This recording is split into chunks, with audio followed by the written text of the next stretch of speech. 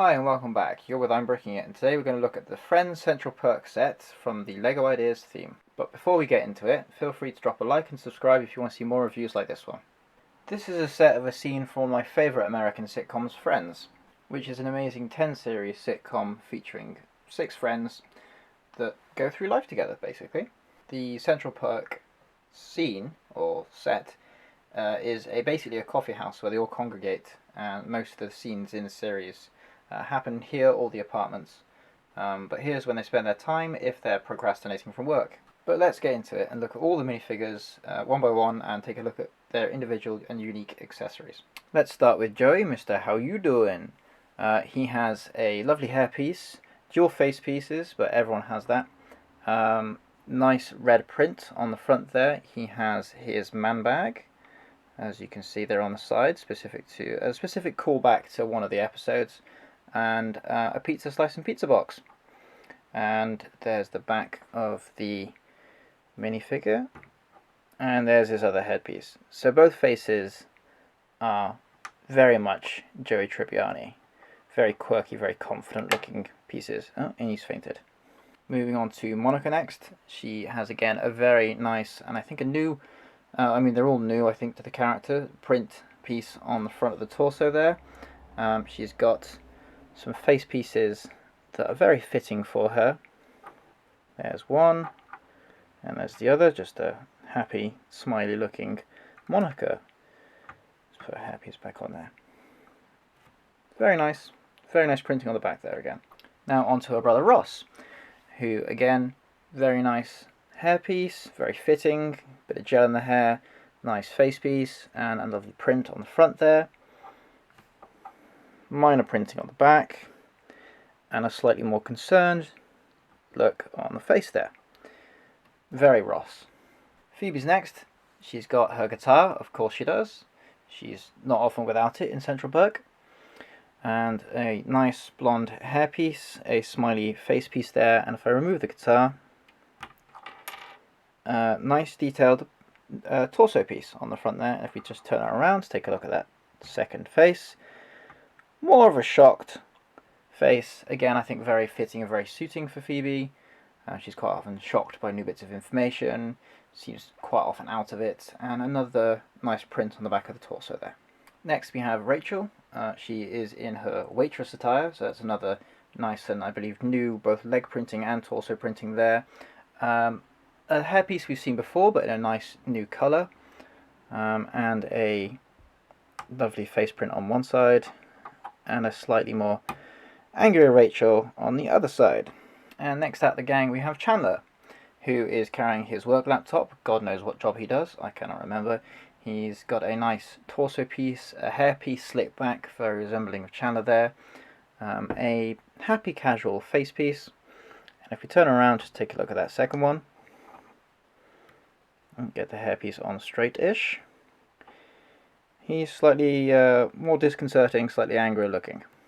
And finally, the last minifigure is Gunther, the barista and owner of Central Perk, there with his broom, with a nice lime green torso piece with a nice print on the front with a colourful tie, a white hair piece, and I believe a face that is reused, and I believe was used prior by Luke Skywalker in the Star Wars series, which is upsetting to know he didn't get a new face print, but I understand the use of reusing. I'm all for that. And that's his other side. Nothing fancy on his face pieces, just very plain, generic expressions. Now let's take a look at the actual set. So looking at the actual set itself, the first thing you might notice is these studio lights on both sides, which I think is a really cool detail added to the set. So you haven't just got the in-universe design of the set, you've also got the studio real-life appeal and look to it, and it kind of makes me feel like a director moving these guys around so you can create your own little mini scenes and little mini videos if you really want. And I just think it's a really cool and neat touch that they've added on. You can, however, just take them off with some ease. Just take the cameras off and the structure off, put some bricks up here and here, and the same on the other side. If you wanted to remove them and just have the scene without the studio-esque look, One of the main and key features of this build is the seating area where they all congregate around the table and have coffee. And this is built in a way that there is limited stud showing on the top, and so that you can easily remove it and display it as a separate build. So in this display alone, there is a fair bit of detail, a fair bit that's going on. You have the main couch at the back here, which is a very nice, very sleek looking build. From this view you can see the back of the sofa and how there's another no stud showing build, and it's a very nice, very simplistic build, leaving a lovely smooth finish with nice curvatures with these pieces that are exclusive in this colour to this set, I believe, at this time of release. You have two chairs on the side with a table in between. These chairs have some very nice back printing to them. You have a studs not on top table, which again is a very nice build and nice looking bit. You've got a couple of studs on top just so you can attach cups and such. You have a nice grey armchair on the side, again a simple and elegant build. And there is a stud at the back just there where you can have another minifigure standing over the armchairs or in between them, just to add to the scene. Someone like a waitress or waiter like Rachel or Gunther. If I take off all the bits of furniture on this little display piece, you can definitely see they've paid a lot of attention to having limited studs on top, so no stud showing, and the great detail to make it look like a rug, like a bit of a carpet. And I like there's two different textures going here, this smooth and then there's this rippled one from those kind of pieces. And I like that little bit of attention to detail spent on something very minimal like the flooring. So starting from the left hand side of the wall, we have this lovely bit of detailing of a blackboard with lots of different types of coffee and coffee recipes on them, or at least coffee names. Next, moving around further right, we have the complex barista setup where Gunther works. On the front you have a nice cookie jar and a till just over there, and behind him you have what looks like a very complex, lots of pieces, coffee machine just at the back there with other various mugs, bits of books, glasses, and a lantern on top for some reason, but I'm sure it's supposed to just resemble a teapot. I think it's a very clever build of the coffee machine. I think it's one that you could take out of this build if you really wanted to mimic it or copy it and put it into your own coffee houses in your own cities. If you wanted to copy such a thing, I think it's just a really simplistic, detailed build of a old-fashioned coffee machine. Moving slightly further around, again, still behind the barista setup, you have some coloured mugs on the wall behind the service sign. You have said service sign hanging in the air, which I thought was uncomfortable position to have it placed, but if you think about it, it'll probably be hanging from the ceiling in the set, so it kind of makes sense. You have a nice patterned, again no stud showing curtain, which covers a door to the back end entrance, which actually goes nowhere at current, but you could probably build your own back storage area behind, so it would lead to somewhere, but currently it leads to nowhere. It's just a nice little detail. So moving around right again, looking into the corner, or the back corner here, we've got a little flat, no studs on top, again, seating area. You've got some other seats and a table just here. It would be nice to have studs on top of the tables so that you can have people sitting them and the mugs could stay on the tables without them falling off. That would have been an improvement I probably would have made or might make in the future, instead of having these flat round discs. But going on further, we have a nice bouquet of flowers there, a lantern in the corner, a poster or a picture on the wall of the San Francisco Bridge, I believe, and a blackboard up here that says Phoebe Buffay is playing tonight, which I think is a really cool detail. That's a sticker rather than a print, but it just adds to the detail and the realism of the set. And so the last bit of detailing on the interior is on the far right. It's the staging area where Ross plays his piano, Phoebe plays her guitar, and a couple other people play various other instruments. You can swap the piano out, if you take all of it, with the mic that just slots on there, he says, like so, just for Phoebe to use when she's playing her guitar. There's another table there. Again, it would be nice to have studs on top. A vase of flowers, a vase of flowers at the back. The two entrance doors. And lastly, on the very left of this frame, there's a coat hanger and umbrella holder, which is a very simplistic but effective build. This staging area is clipped down and can actually be removed, as well as the seating area that was the further back of the store, both on rug type looking pieces.